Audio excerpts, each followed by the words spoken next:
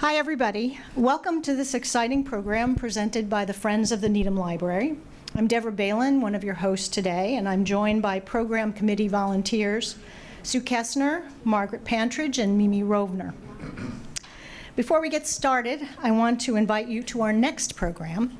On Sunday, April 27th, GBH Executive Director Suzanne Simpson will provide insights into Masterpiece, which is PBS's longest-running primetime drama series. Inside Masterpiece, behind the scenes, is a must for any of us who have been Masterpiece fans for decades. This afternoon, our speaker is Dr. Paul Fisher. He's a professor of American Studies at Wellesley College, specializing in the cultural history of the Belle Époque. You can correct my pronunciation later. He is an acclaimed biographer and cultural historian whose books bring to life the literary and artistic expatriates of that period. Those of you who joined us on April 23rd heard him speak about his most recent book, which is called The Grand Affair, John Singer Sargent in His World. So back by popular demand, Dr. Fisher is discussing his acclaimed family biography, House of Wits, an intimate portrait of the James family.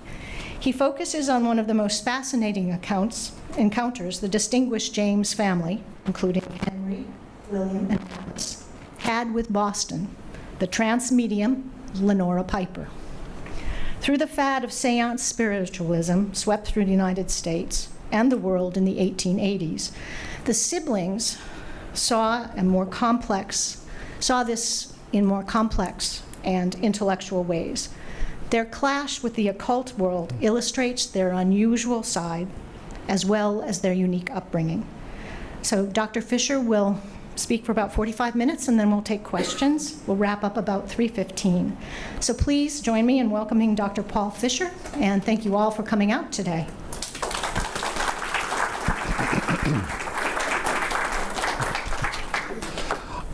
Thank you, Deborah, and thanks to the board for inviting me back. It's fun to come back to Needham and talk to a good crowd. This must be New England because it's Sunday afternoon, and where are you? At a lecture. First of all, can everybody hear me, even in the back? I want to make sure people can hear me. And it's also really refreshing. I do teach at Wellesley College to be speaking to people who are over 20.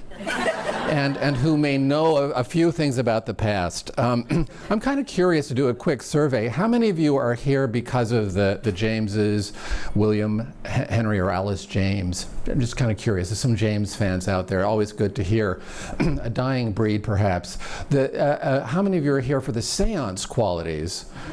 That's fine too. I think, and this is a fun intersection of those two things, or I hope it's fun. I need to get. We'll find out how fun it is. I've recently been lecturing on John Singer Sargent, and so I have these amazing slides. My slides today, just to warn you, are quirky and spooky, but they're not as beautiful as Sargent's slides would be. So just to mention what I was recently working on and what I talked about before, a previous talk on my biography, the American expatriate painter John Singer Sargent in His World. Again, most of the difference, this is a black and white slide, but most of my slides are very colorful when I talk about Sargent. But today I'm going to be talking about the Jameses and spiritualism, that is seance spiritualism, and you'll notice that this sheet music from the 1850s or the 1860s has on its cover there the word spirit wrappings. And this is not rap in our modern sense. There's a different kind of, it's a rapping as in, knocking sounds, and this became really the calling card of this spiritualism from this time, and the Jameses got caught up in it. And a lot of this is based on my biography from a few years ago called House of Wits, the intimate portrait of the James family. We don't have any here, but it's easy to find copies on Amazon or at your local public library if you're interested. So here are the Jameses we're talking about. When I was out promoting my James book, one of the first things I had to say is, no, I'm not talking about Jesse James. These are different Jameses, especially because there was another book that came out that year that was about the different James brothers, and I had to, and some people came in cowboy hats, ready to here's something I didn't really have to say. So I'm mostly talking about William James, Henry James Jr., and Alice James. Many of you in this room seem to know about them, and I'll say a little bit more about them too. When I was working on James, there were so many interesting aspects of this, and this is one of my favorite photographs. You may well know it. It's an early daguerreotype by Matthew Brady from before the Civil War, and this is only a couple of decades after photography itself was invented in 1839. And so the Jameses were cutting edge. And one of the things that I argue in my book is that the Jameses were kind of cutting edge about technology. And technology has a lot to do with the Séance Spiritualism that they got interested in. It was considered almost like a new kind of magical technology. And I love this companionable vision. It's a little blurry because you can't get good images of this. I've seen the original at Harvard, but only after I passed like 15 checks. You know, so it's a great document. You can probably find better versions. I'm hearing my voice kind of cutting in and out, so I'll try not to do that. I have to make sure that I have the right head positioning. Okay, so William James, just to remind you, is the eldest son of this family. He's a psychologist and philosopher, a Harvard professor, the founder of so-called pragmatism, that very American school of philosophy. And he was the most invented in the phenomenon of spiritualism of the whole family for reasons that I will describe to you. Then there's Henry James, who I've actually worked on a little bit more, though I ended up wound up liking William James a lot. The second son, who's a travel writer, art critic, essayist, novelist, lived in Europe a lot, in Paris and London mostly, and was very skeptical about 19th century spiritualism, but very interested in ghost stories. For those of you who know The Turn of the Screw and other sort of Jamesian, so he himself liked ghosts, but not the kind of ghosts that his brother liked, because those brothers were always going to be different from each other. Here's Alice James, the youngest child and only daughter of the James family. She was a career invalid. One of my favorite phrases about that was by a feminist historian from the 70s and 80s who described a lot of the 19th century women who went around to European spas as following careers in pain. And also making something out of that. She certainly had a career in pain. She also kept a diary in the late 1880s and the early 1890s that's fantastic. And she had a complex relation to both of her brothers and was really, really, really, really skeptical about spiritualism. There's some fun stories I'll tell you in a second here. So where the Jameses and spiritualism meet, one of the places they meet is the so-called burnt over district of Western New York. The Jameses didn't grow up there. They grew up other places in Europe and in Boston and in Newport, but Henry William James and Alice James's grandfather excuse me, who was also known as William James, was involved with the Erie Canal and helped open up Western New York. And so Western New York is a place that the Jameses kind of knew about, but it was also the so-called burnt over district where a lot of religious fanaticism hatched in the mid-19th century, if you know about that. And spiritualism, Séance Spiritualism, was along those lines. And so there are a lot of weird connections even before William James discovers spiritualism. The way it's all born is in Western New York. The so-called Rochester rappings actually happened in Hydesville. For any of you who know that area, it's pretty near Rochester in 1848, and it involves the Fox sisters. Now, when I teach this to my students and try to make it interactive, I ask them to comment on that house, and as well as on this kind of photograph of the three Fox sisters. And one of the things to understand about this, it's going to become a high society phenomenon for a lot of people, but it has really, really, really humble origins in a little tiny house. That's a pretty much a one-room house, and the whole family slept in the same room. They cooked in the same room. These were uneducated people. These were people who also saw an opportunity to be stars, and they really took that opportunity. I'm not going to, I debated about whether to read through some of this because I use it with students to have them interpret some sort of primary source history here, because it's Margaret Fox's, the mother's, account of how the wrappings happen. If your eyes are good enough and you're sitting near the front, you can read some of this, but basically it's the whole family in the kind of different beds, but in the one-room house together, and they start hearing rappings or knocking noises, and the way that it's laid out too is not, we had these terrifying spiritual experiences, but rather the spirits came to us. We didn't really want them to, and it's very matter of fact and truth telling. And this, by the way, is something that happens a lot in the history of literature. Is when people are talking about unlikely things, they often adopt a very pragmatic, quiet tone, and that's what Margaret Fox is trying to do. I mean, you can see that she's not very educated, though. She says, "I had just laid down. It commenced as usual." What commenced? The knockings that they all heard, and so you can see them also going through stages where first they get the spirits to enumerate, to use numbers, so that there's something there, so that they make some knocks, the spirit makes some knocks, and the two of them kind of have a conversation. And then here's the part that I think is worth actually reading out. I then ask, this is the bottom paragraph, if it was a human being that was making the noise, and if it was to manifest by that same noise. There was no noise. I then ask if it was a spirit. We might say spirit. And it was to manifest it by two sounds. If it was to manifest itself by two sounds, I heard two sounds as soon as the words were spoken. So these presences are embracing the thought that they're spirits. And this is the classic account. Now, basically, the Fox sisters went all over the place hearing knocks. And having conversations that were pretty telegraphic, almost literally in Morse code with the spirits. And by the way, it's not irrelevant that it's Morse code. The telegraph was a big invention of the time. We'll talk more about that in a second. But it came out that some of the sisters were double joints in their feet or something and could make cracking, knocking noises.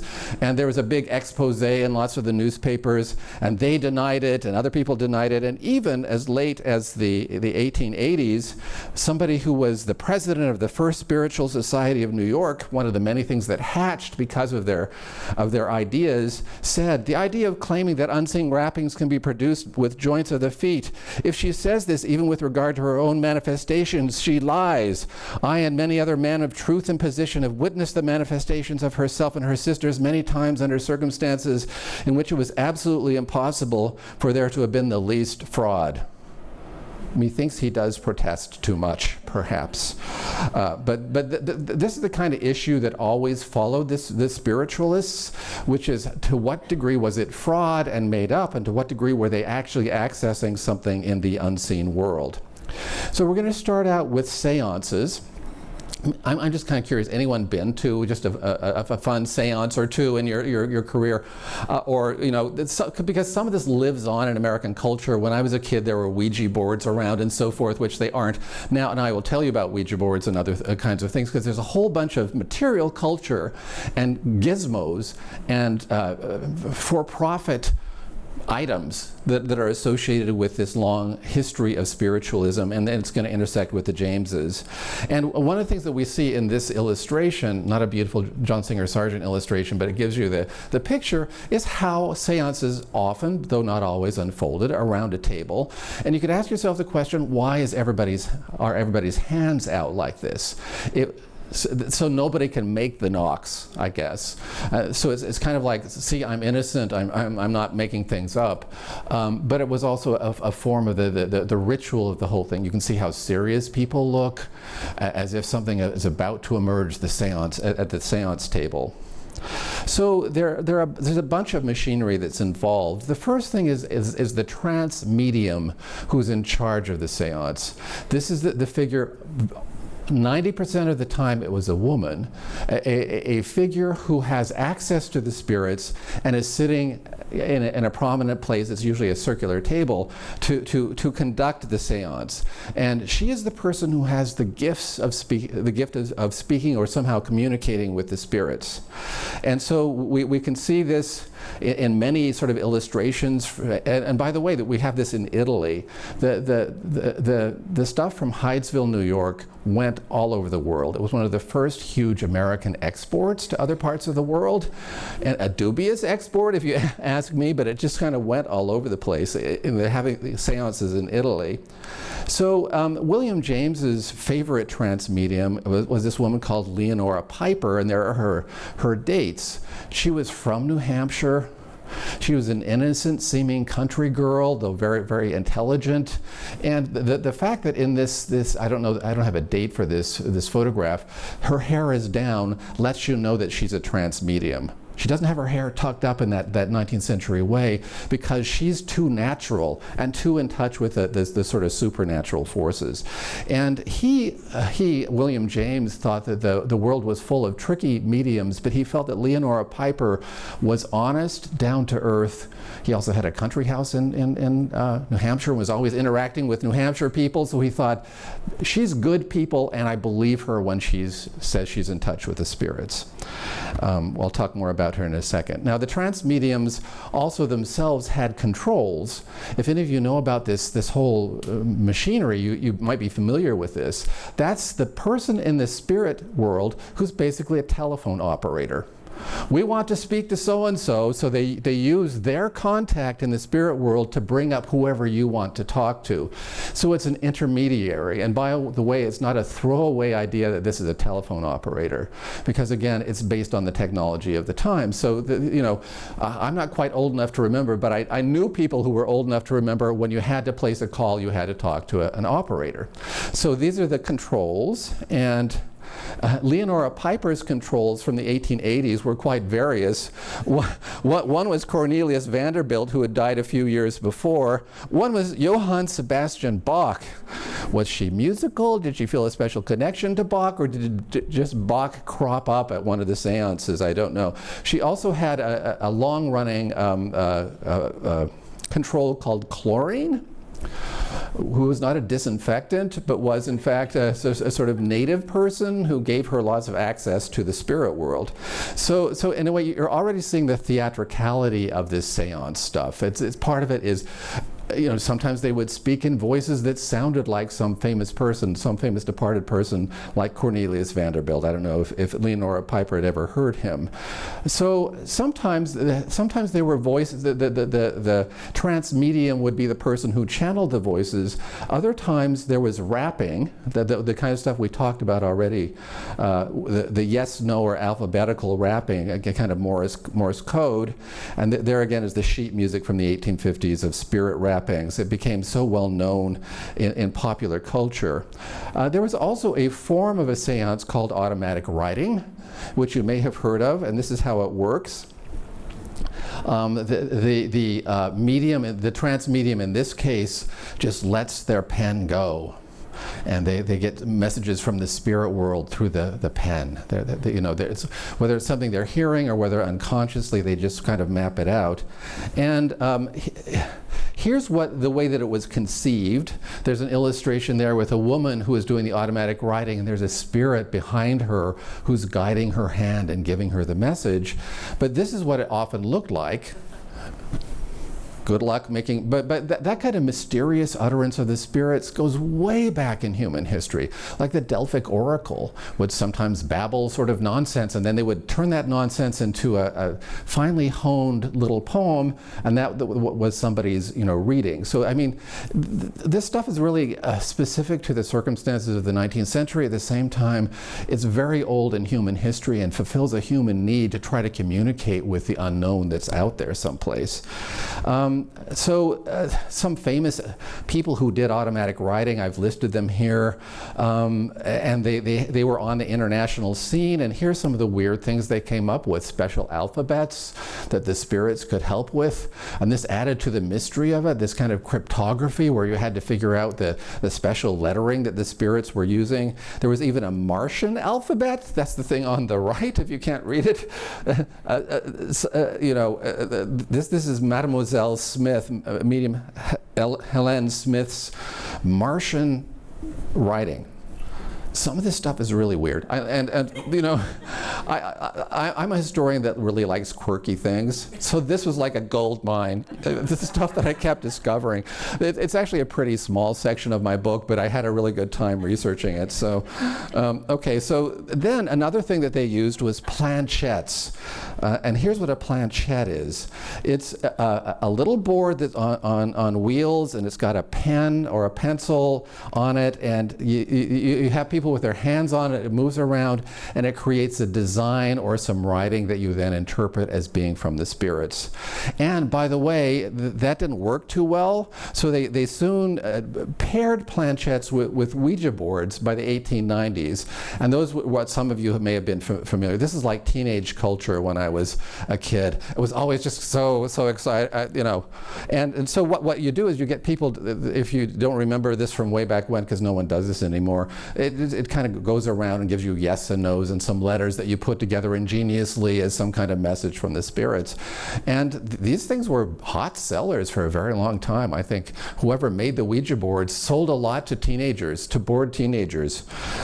So one of the things we're seeing here too is this is all part of American entertainment, and it's entertainment culture among, as well as being a kind of self-styled profundity about communicating with dead people. And you know, that kind of communication is something that we all long at sometimes to have if we have departed loved ones.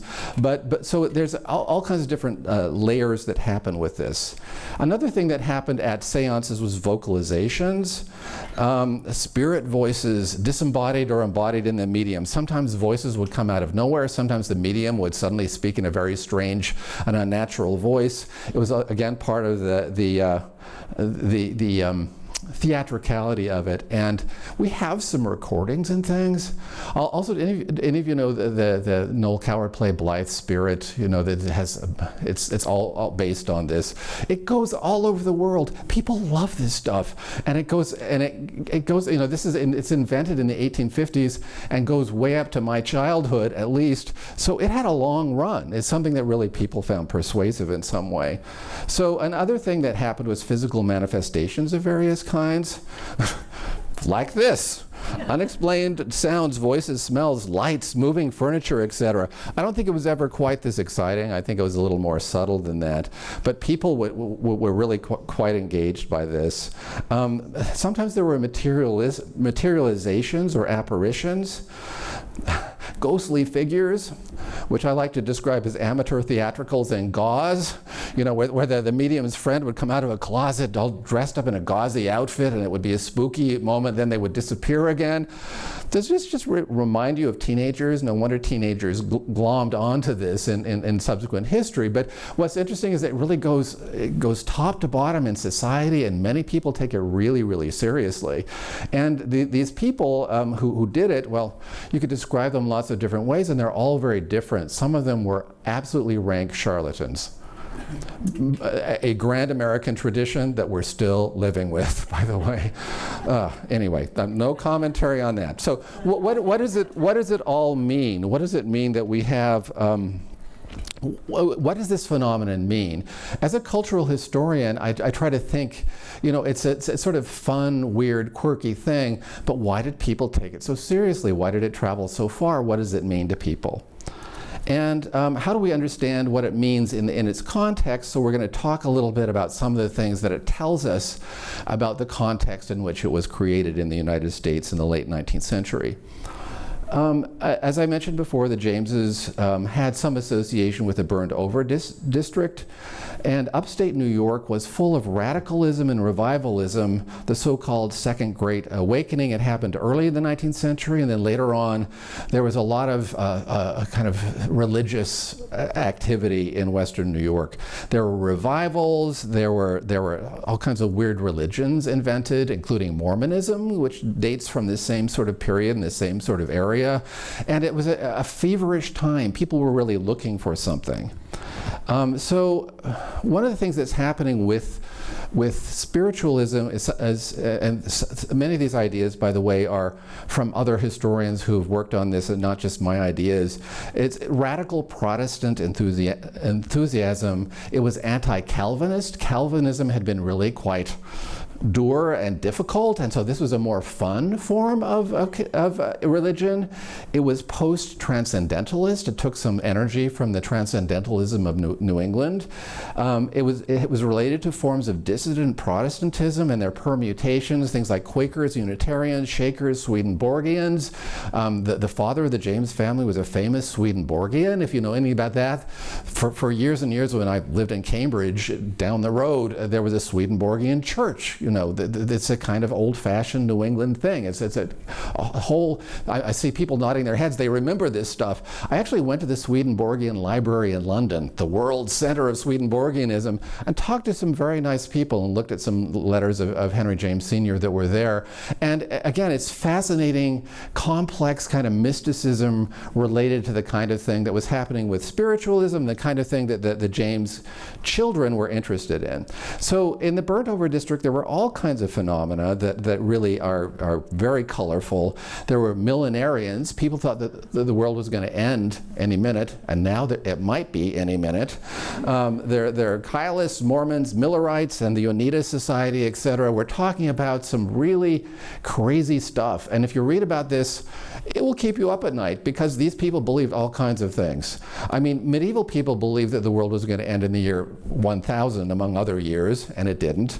But these people were really very sure that they were living in a sort of special time, and they were a special conduit to all kinds of spiritual influences. So it's also related to 19th century feminism. I teach at Wellesley College. We talk about feminism quite a bit. And this is the main argument of a really wonderful book from 1989 by a historian called Anne Broad called Radical Spirits, in which she really talks about the role of women as mediums being something that was empowering for women. At a time when there was a separate spheres ideology, that is where women were supposed to be in the home and men were supposed to be in public, women turned their houses into businesses by turning them into seance parlors, and by giving themselves an income stream, for one thing, but also making themselves kind of spiritual authorities at a time when most religions wouldn't let women be religious leaders. The Seneca Falls Declaration of Sentiments, which many of you know about too, happens in the same environment. And that's one of the reasons why it happens in Western New York. Because there's a kind of feminist agitation going on that also has a grassroots kind of quality. It's also related to 19th century science and pseudoscience. People, I love lecture series like this because it's so New England. And these things used to go on in all kinds of, local New England town halls and so forth. And this is a great inheritor. I also like speaking in a library because I owe so much to libraries, and I love libraries, so I'm delighted to be here. But some of these lecture series that happened all over New England they were varied. They were quite entertaining. They had mesmerism or hypnotism. Anyway, so much is going on at the time that people were interested in and thought was really cutting edge. Hypnotism is one of those things. Darwinism and the so-called Victorian death of God. The Origin of Species comes along in 1859, and so that gives people, that kind of undermines religion at the same time that makes people look for meaning in different ways. There's technology and fantasized technology. Sometimes the seances were called the spirit telegraph. So the way that this magical thing happened that was the telegraph, there was this other magical thing that could let you speak not only to somebody who was far away, but to somebody who was no longer living. There were also medical and psychological studies of the mind and its workings. Think Freud, think of a lot of late 19th century stuff like that. But this is what people like William James were involved with, and some of the people he worked with in Paris, as Jean-Martin Charcot, who was into some of these studies of the mind. So one of the things that William James was actually interested in is not necessarily was it connecting to dead people, but how does the mind work, and how does the mind work in the universe, and what can we say about the workings of the mind that tells us about how humans function. So it was also an American popular culture fad. And one thing to keep in mind is the difference between folk culture and popular culture.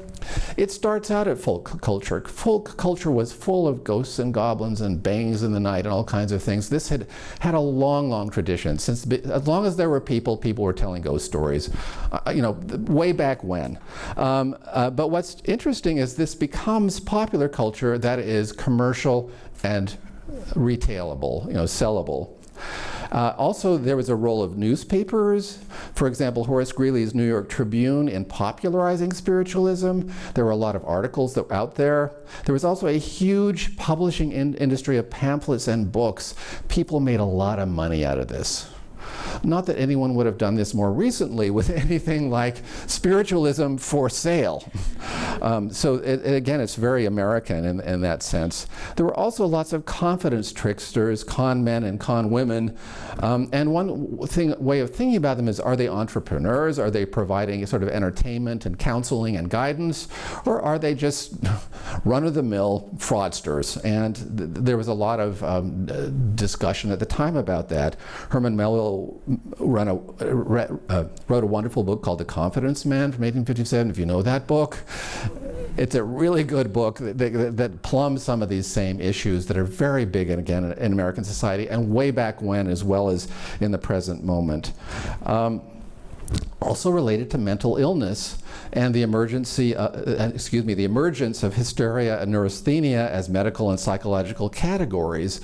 And by the way, hysteria was seen as one of the women's illnesses, and you know, in a way, it's a way of reclaiming that kind of medicalization, that kind of accusation that women were somehow lesser or ill, and reclaiming it and saying, guess what, we're very powerful. Guess what, we can use these special abilities that we have to access something else. Also, it was about the strains of modernity. And don't we all feel them all the time? And the strains of modernity drive us to other kinds of places, and that's what it was doing for people at the time. Also, people were really bored in Victorian times. I still think that people are really bored. My students seem that way, and they're always looking for something. So the planchettes and the seances, amateur and professional, were part of Victorian leisure and parlor entertainment. There was something that just passed the time for people. There were also, stage spectacles in the United States of mesmerists, magicians, and performers at lyceums. And again, we're in an inheritor of a lyceum here. These New England lecture halls that had all kinds of subjects. And again, not in every part of the world or the country do people actually come to hear lectures on a Sunday afternoon. So again, I commend you. It's also related to a more democratic form of mysticism.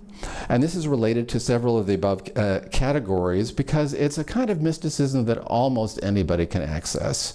It's anti-authoritarian. No one can tell me how the universe works because I have a handle on it. I can communicate with the spirits. I don't need to have a bishop or a minister or somebody to tell me how the supernatural is working because it's right here and I can access it. Okay, it's also related to some sadder things like 19th century mortality in general, but certainly infant mortality. And in the cases of both Horace Greeley, the newspaper guy who promoted this, and William James, the guy who studied this, they both lost young children. I mean, there are lots of ways that you would maybe want to communicate with people of all ages who have passed beyond the veil. But certainly when you've lost a child, there's a special kind of desire to be able to communicate and connect. And William James's terrific wife was also very just upset by all this, and I think he was attentive to the possibilities of that. So when we're thinking about showmanship and success, Leonora Piper was relatively locally successful in Boston, but this is a London guy, Daniel Douglas Hume. His name is pronounced Hume, although it looks like home, was one of the most successful. There he is with his dog. He and his successful dog, they're together. And this is the kind of thing he was supposed to be able to do. That's how fancy and entertaining his shows were. But this kind of spectacularizes something that was actually much more insidious and money-making and kind of fantastically practical for him. And if you see him looking, I would ask my students, but they wouldn't have a lot of references perhaps to what that looks like. To me, it looks like a kind of conversational person, a kind of counselor. He's a good guy because he's got a dog in his lap.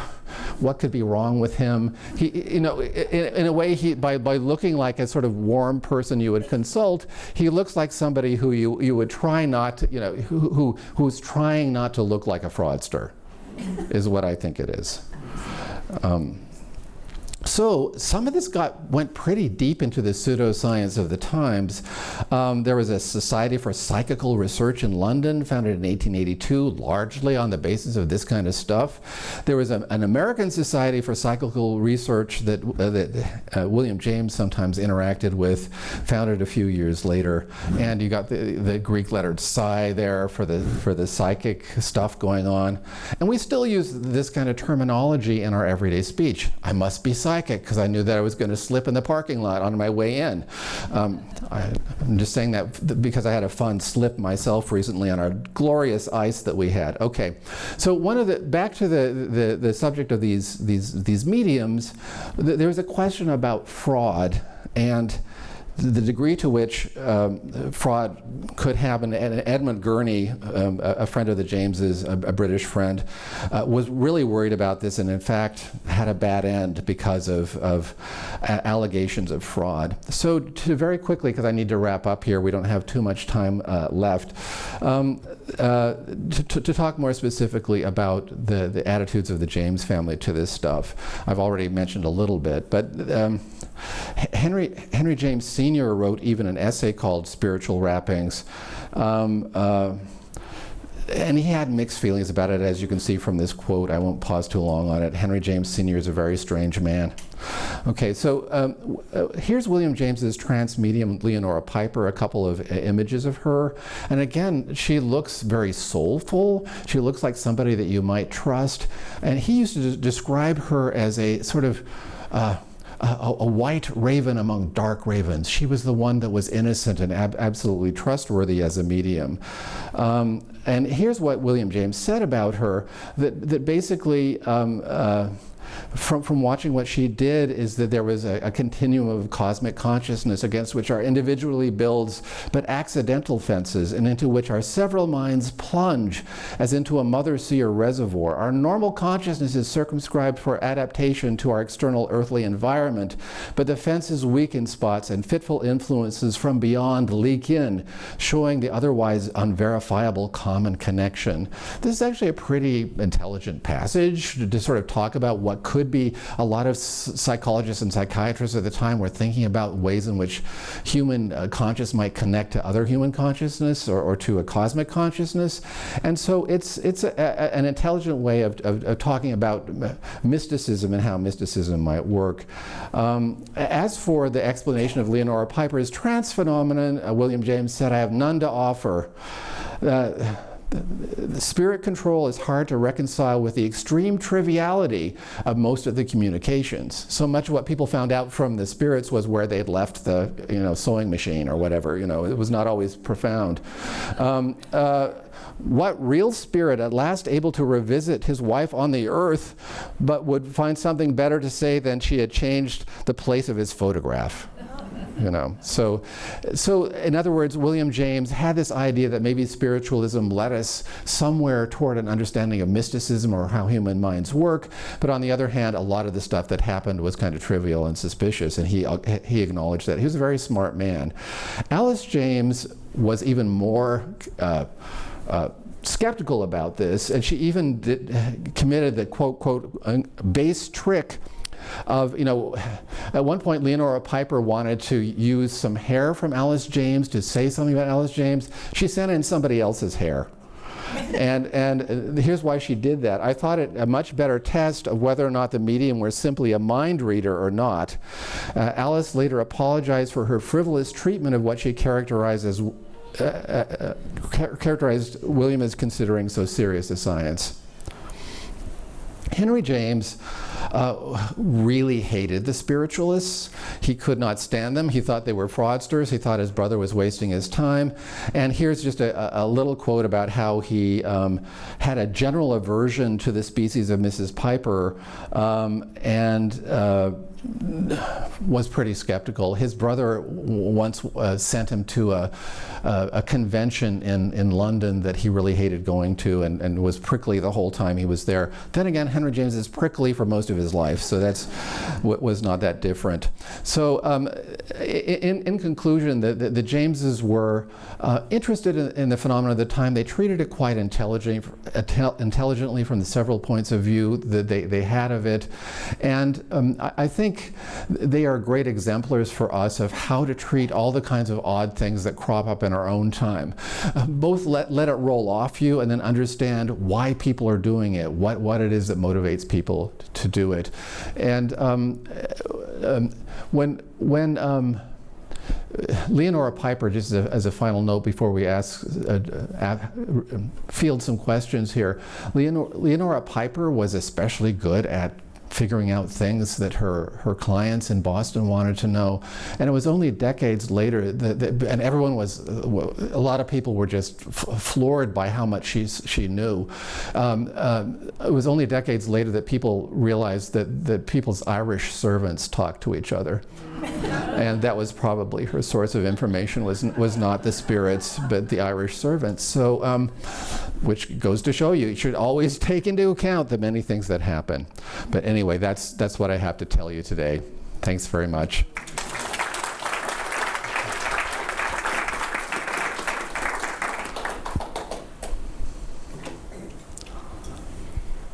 Does anyone have any questions?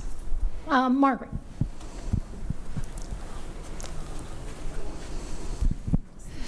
I subscribe to Sirius XM radio in my car, and I'm bombarded by ads from California psychics. And they're successful enough that they've got quite an advertising campaign going.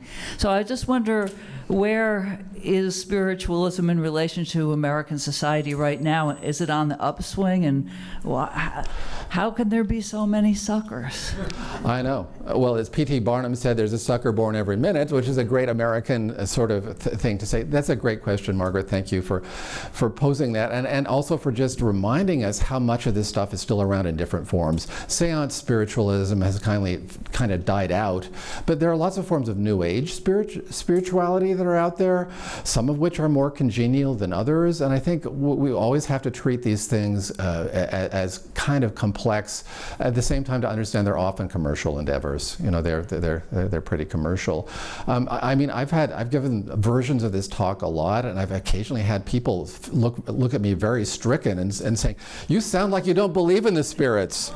And I say I'm just a historian evaluating how this happens historically, but I also think that the universe is very mysterious, but this is not mysterious to me. The Séance spiritualism is not that mysterious. I mean, you can sort of see how it works in the time. Great question. Thank you.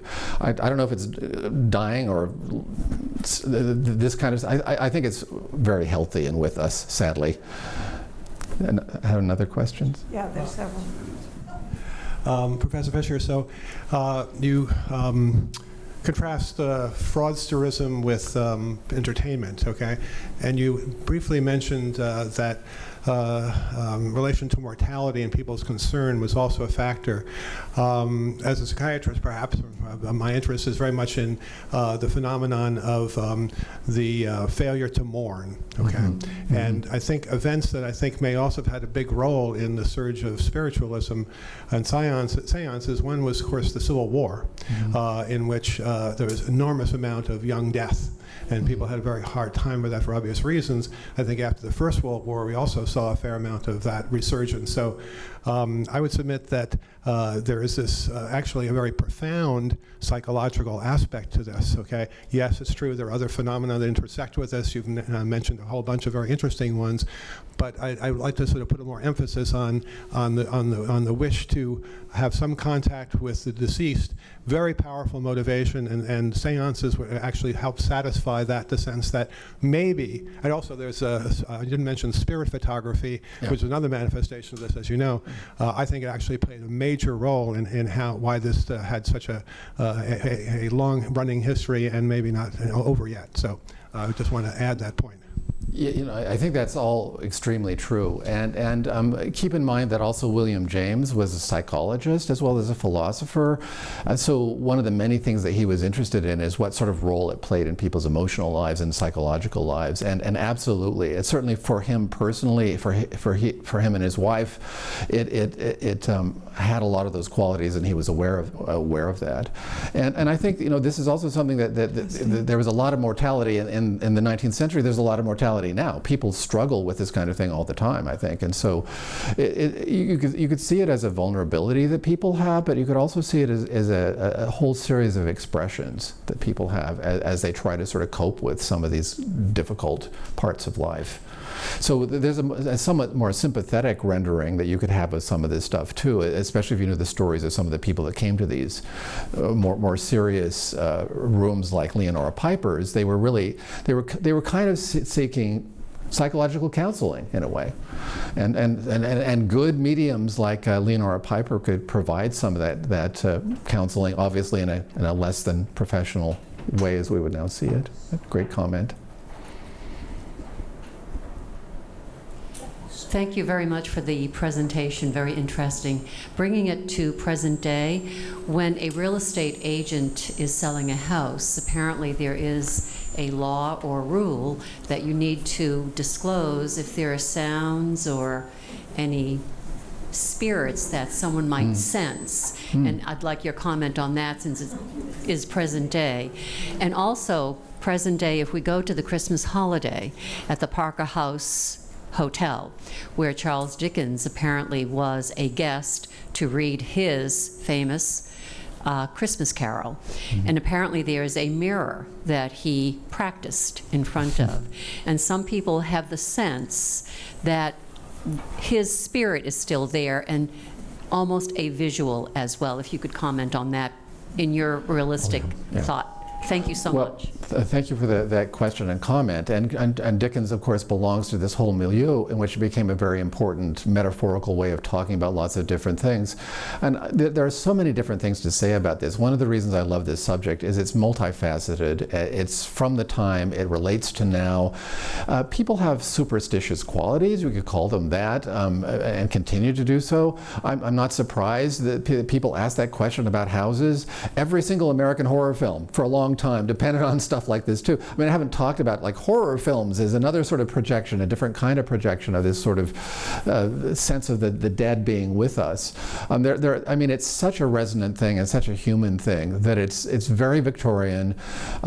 Aspects of it are very much in the here and now, and there's not one of us that haven't had a moment when we've looked past. I mean, as a friend of mine in college used to say, the way that human beings are constructed, we can only see in one direction. You know, we can see this much, and we can't see what's behind us. So we're always kind of concerned about what we may not be able to see. And you know, there's a kind of animal quality to that. At the same time, there's a metaphorical way in which what any of us know, what any of us can figure out, is so small in comparison to what's out there. So I think an openness to that is a healthy part of human existence. There are lots of comic aspects of it too, and kind of horrifying aspects. And I think, you know, this story about the Parker House is a great story. Great story. I always find mirrors a little creepy myself, so I wouldn't be surprised to find Charles Dickens in a mirror.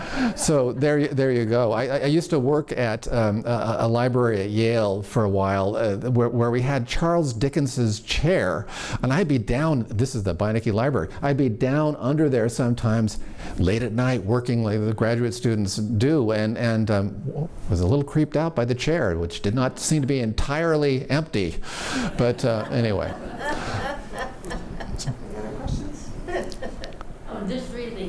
This isn't a question, it's just a humorous take on the seance business. The Alfred Hitchcock movie, Family Plot, Yeah. and the main character set herself up as a medium. Yeah. And was in touch with a woman and said she's in touch with the family, etc. It ends up solving a mystery. So, I mean, it was Alfred Hitchcock, but I always thought it was an interesting take on, you know, conning people. Yeah, absolutely. And she was great at it. So that's all. That's a great comment. Thank you. Deborah, do you have a microphone?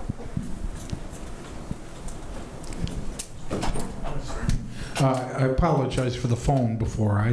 I thought I had shut it off, but It happens, and the spirits speak to us in many ways. Right. Well, this relates to my question. It seems with a lot of phenomenon that are cultural phenomenon, they have a period of growth and then decline. This phenomenon, if you've described it, or the social milieu, whatever it is, starts in the mid-19th century and seems to peak in the late 19th century. But I'm hearing people, including yourself, say it's really just been transformed in some way and hasn't really declined. I mean, maybe it's declined in terms of promotion, but is there an arc here, or is it just mutation? Well, that's a great question, and it depends on what you look at. And one of the things that I do as a historian is kind of material culture history, things like the Ouija boards and planchettes and automatic writing documents and other kinds of things. And those particular phenomena do peak in the late 19th century and kind of die out by the mid 20th century, with a few things hanging on out among teenagers, because though they're forward thinking, they're also really backward. Teenagers are backward, but I think you're really right that one of the reasons this is so resonant to us is I think that even with this machinery kind of having petered out, I mean, Séance Spiritualism isn't as much, probably still is. I mean, you can still walk down streets of tourist towns and see, you can have your palm read, you can have a psychic, tell you. I mean, that stuff is not dead. I mean, the Séance Spiritualism isn't as much how people do that, but human beings have a huge craving for, to address the earlier comment, for how to deal with life. I mean, how to mourn for the dead, but also just how to figure out the meaning of life. And so we all are in search for these things, and there are plenty of people who provide answers, better or not so good answers, or possibilities for us. So that's why I find this material so resonant. I mean, the people that I was writing the book about tried out lots of different things in their lives to sort of deal with their problems. And Séance Spiritualism, for William James especially, was one of those things that gave him some access to creative ways of thinking about the human condition. So that's a generous way of thinking about it. We're also surrounded by people who will sell you anything if you're not careful. We have a wise group of people here who look like they know such things. Yeah. There's another hand in the back there. So, 1 second.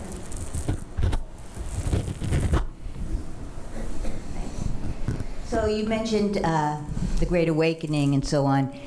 Where did and does organized religion come within all this? Do they, because there are certainly crossovers, right? And I don't know do they approve, do they encourage, do they not approve, and were there different arcs, as there are in religion anyway, with that?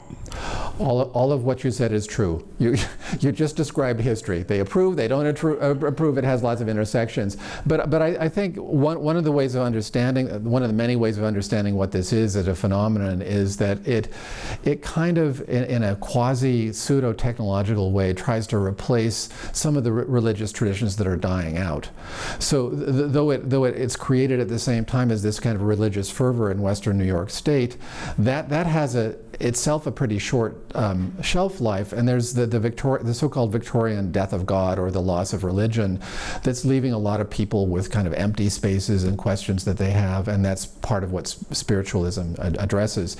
And most Christian religions at the time, I don't know about every single other religion, disapproved of this. When I was a kid, if you went to a house with a Ouija board, that's bad, that's devil worship, so it was considered kind of, that was part of its appeal. It was like, somewhat forbidden. It was somewhat naughty. It was something that you did that was sort of spooky. And again, teenagers love that. So, and adults love that too. So I think it was always the kind of, there's some dark history associated with this. And I don't mean dark of the spirits. I mean where people get defrauded out of lots of money, and, we still have those people now. They're, internet tricksters of the same kind. But.